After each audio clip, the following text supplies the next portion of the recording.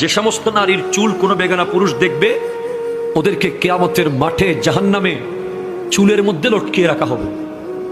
2, যে সমস্ত নারী স্বামীর সাথে তর্ক করে কথায় কথায়, বাকবিতান্ডে জড়িয়ে যায়, কথায় কথায় জবাব দেয়, স্বামীর মনে আঘাত দেয়, তাদের জিহ্বার মধ্যে লটকিয়ে রাখা হবে। জানিয়ে দেবেন আপনার ওয়াইফকে।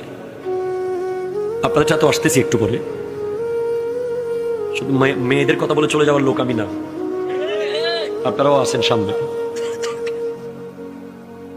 যে সমস্ত নারী পরকীয়া সম্পর্কে লিপ্ত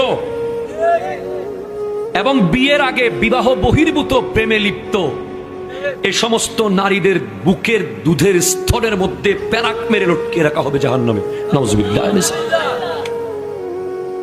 4, যে সমস্ত নারী উপকার করে খোঁটা দেয়,